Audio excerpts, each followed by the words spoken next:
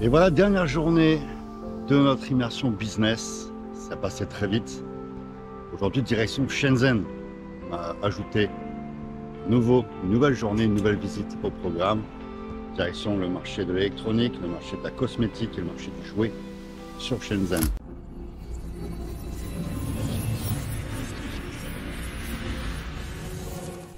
Eh bien voilà, Fabien et Mehdi, on pourrait dire au nom de la team JITC, bienvenue à Shenzhen. Bienvenue à Shenzhen, Yves. Dans cette vidéo, nous sommes au marché de l'électronique de Shenzhen. C'est la première fois sur la chaîne que je vais réaliser une vidéo sur ce business à Shenzhen. À mes côtés, Mehdi qui est expert dans la téléphonie mobile.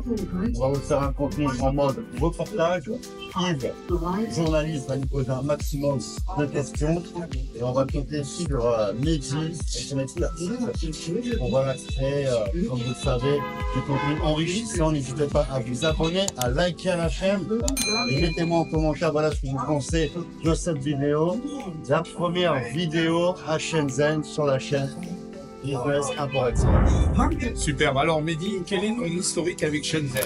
Alors mon historique avec Shenzhen, c'est que voilà, la première fois donc, que je me suis rendu en Chine, à Guangzhou, on parlait tout le temps de Shenzhen, donc je me suis dit, il y a une dizaine d'années environ, un peu plus de 10 ans, je me suis dit, tiens, pourquoi pas aller à Shenzhen, donc on est venu ici sur Shenzhen, on a passé une semaine et on s'est rendu compte en fait que c'était vraiment deux mondes totalement différents en fait. Guangzhou, c'est un peu plus artisanal, un peu plus, voilà. Et ici, Shenzhen, c'est un peu plus moderne. Donc forcément, on a découvert ici des choses, des technologies qu'on n'a pas forcément découvert à Guangzhou, qu'on peut aussi se procurer. Mais ici, c'est un peu plus, voilà, il y a un peu plus d'inspiration. C'est pour ça que là, après 2 reportages sur Guangzhou, on a décidé avec Fabien de faire un petit reportage à Shenzhen pour expliquer un petit peu voilà, le fonctionnement du marché de la téléphonie mobile. Voilà. Si j'ai bien compris, Shenzhen, c'est plus un endroit de spécialistes. Voilà, c'est ça, tout à fait. Donc, ils sont beaucoup plus spécialisés, tout ce qui est téléphonie mobile, électronique, digital, voilà, c'est une autre dimension. En fait. Merci.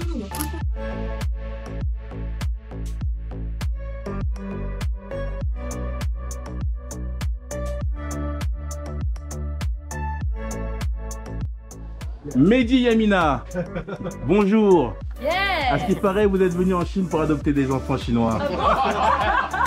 Le branding devient de plus en plus flashy en fait en Chine. Exactement. S'il y a vraiment une chose, moi, qui m'interpelle, tu vois, dans tous ces couloirs, on a vu une multitude de boutiques, il y a des centaines et des centaines de boutiques. Qu'est-ce qui a fait qu'on vient de s'arrêter ici? Bah, tout simplement le branding. C'est vraiment hyper important dans le business. Tu vois, là, il y a des boutiques où elles passent inaperçues. Et là, ça nous interpelle. Je dis waouh, ça donne envie. Il faut vraiment insister dans le business, dans le e-commerce. Votre branding, c'est ce qui va vous faire gagner un maximum de cash.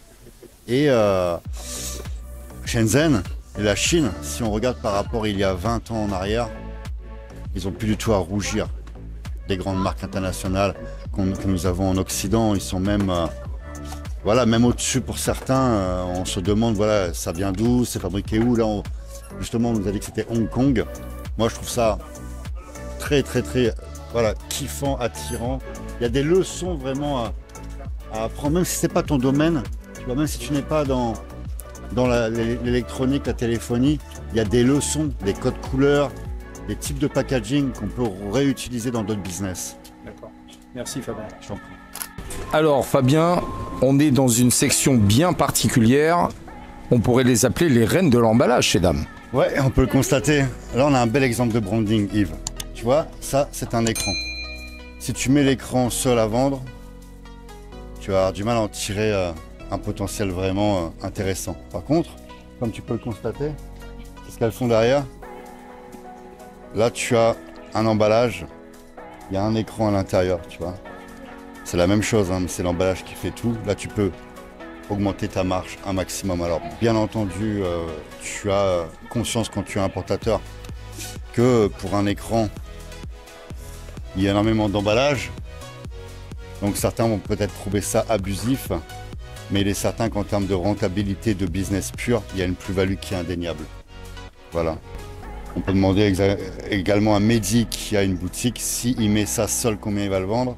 Et ça en boutique avec un branding, un packaging, combien il peut le vendre.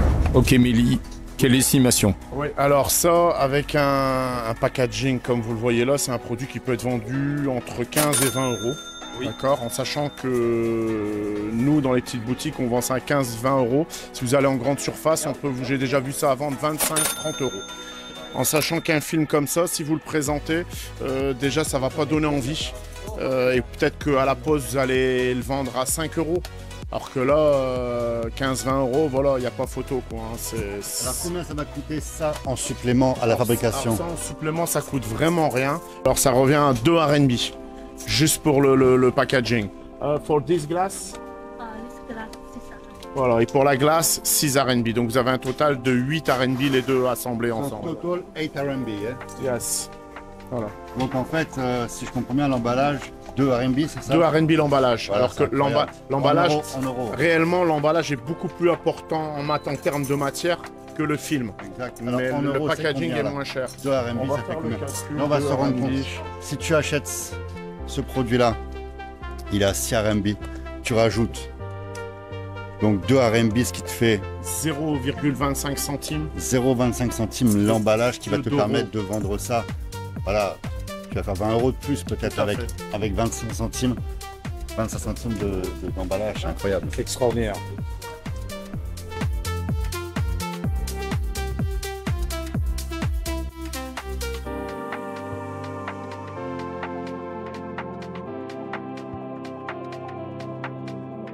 Encore un endroit hallucinant. À ton avis, combien de boutiques et combien de visiteurs? Alors ici, il y a vraiment beaucoup de boutiques, beaucoup de visiteurs. Bon, il faut savoir qu'aujourd'hui, il y a un peu moins de monde parce que voilà, c'est le week-end, on est samedi.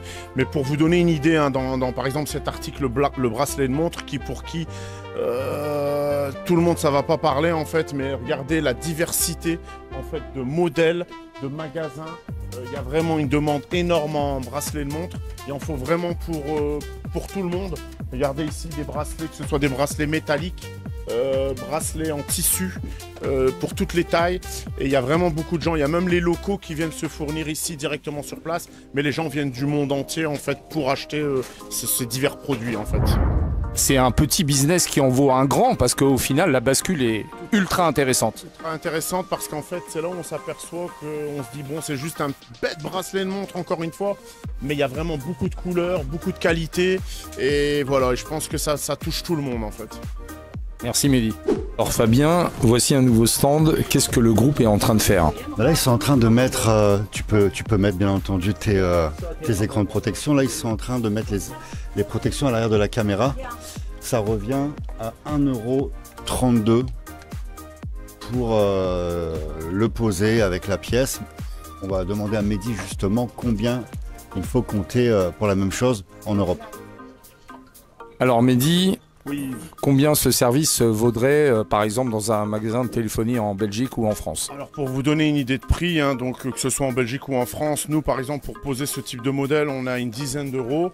Et pareil pour ce modèle-là, en fait, vous avez le choix soit de protéger juste les petits objectifs, ou soit de mettre une plaque en fait qui protège vraiment complètement l'appareil photo en fait. Voilà. Type de comparaison ici.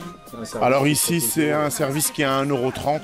Mais bon, il faut savoir qu'ici, forcément, on est à la source, quoi. On est à la source Yves. En même temps, donc la pièce détachée n'a pas voyagé. D'accord, on est chez le grossiste de composants. En même temps, la main-d'œuvre, vous le savez, ce n'est pas la même en Chine qu'en France. Donc tout ça accumulé fait que la marge, on la comprend tout à fait. Ici, il n'y a pas de taxe, c'est payé en liquide. Donc forcément, si vous passez par une entreprise française, le tarif est automatiquement plus élevé. Bien sûr. Merci. Alors Fabien, un stand multicolore, magnifique. Des belles couleurs derrière. Oui, des belles couleurs et des tarifs attractifs. Tout à fait, là on est sur des coques d'iPad justement. 49 RMB, ça nous fait du 6,44 €. Et on voit qu'il y a des beaux coloris, ça donne envie. Oui, c'est la même logique que le stand d'à côté. Alors bon là, tu peux acheter en quantité, donner le tarif à l'unité. Forcément, plus tu vas acheter, plus ça va baisser. Et tu peux passer commande, il y a plusieurs modèles, il y a des coques de téléphone aussi derrière. Et ça, il y a une multitude de magasins justement qu'on va découvrir au fur et à mesure de l'avancée. Merci. Alors Mehdi, nous voici au rayon casque. Ouais, tout à fait. Explique-nous les points de comparaison avec l'Occident. Donc là ici en fait on est sur le casque, le dernier modèle en fait de chez Apple. Donc c'est un casque qui vaut environ 600 €, qui est commercialisé à environ 600 € chez Apple. Et ici c'est un casque que vous pouvez trouver environ à 90 €. Voilà, alors ici il est encore moins cher qu'au stand précédent, il est à 47 $ le casque. Voilà, donc apparemment c'est une réplique qui est plus ou moins pas mal, même au niveau du poids et tout. C'est vraiment, ça a l'air vraiment bon. Ouais, ça a l'air vraiment de quelque chose de bonne qualité.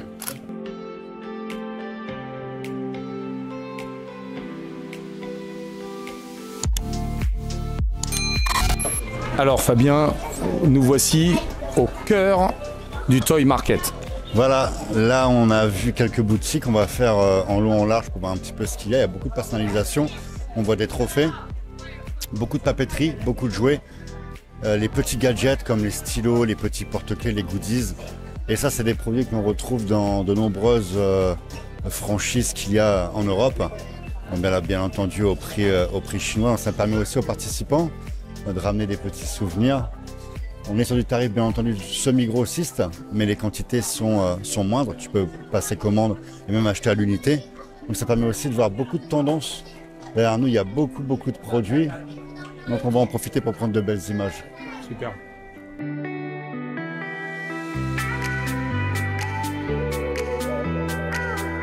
Alors, Vivien, comment ça va?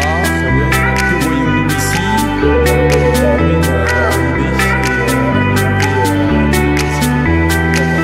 Qu'est-ce que tu en penses, Benita? C'est super, c'est sympa pour offrir et tout. C'est aussi une cadeau et puis le business aussi, il y a vraiment un choix. Oui, on se marie en Noël.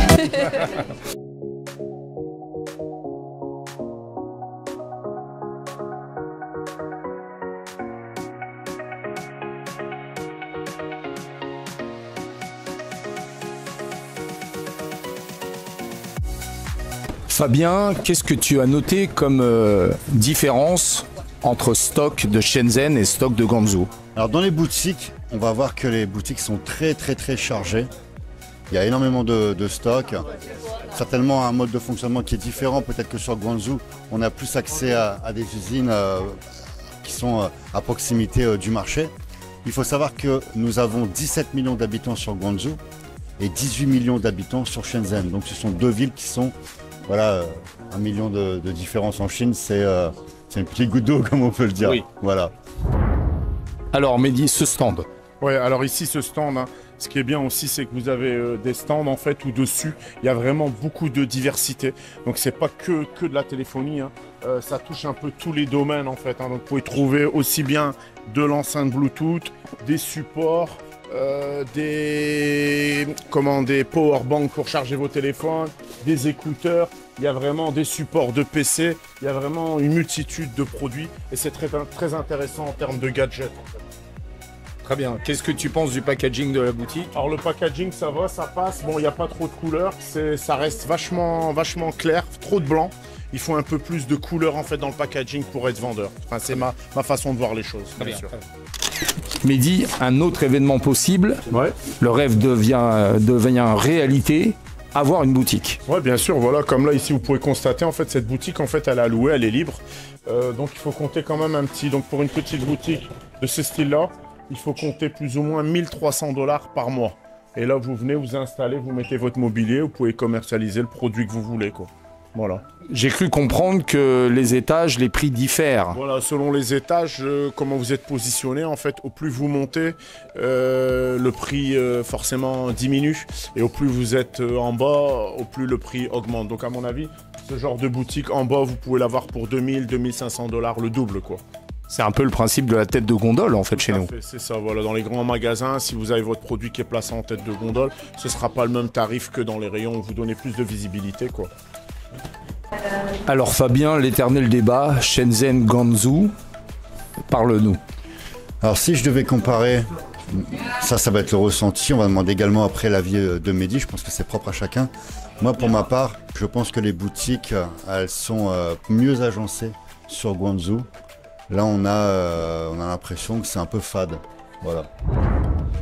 Mehdi. Voilà, donc ouais, effectivement, comme le dit Fabien, en fait, pour faire le rapport qualité qui est beaucoup dit sur les réseaux sociaux par des personnes en mettant en avant Shenzhen, là on peut s'apercevoir que sur une boutique par exemple de marque Bezos, que sur Guangzhou, en termes de visibilité, en termes de présentation, c'est beaucoup plus clair sur Guangzhou qu'ici à Shenzhen. On voit que le magasin, là, le stand est vraiment très mal agencé et un peu, excusez-moi l'expression, un petit peu en bordel, quoi.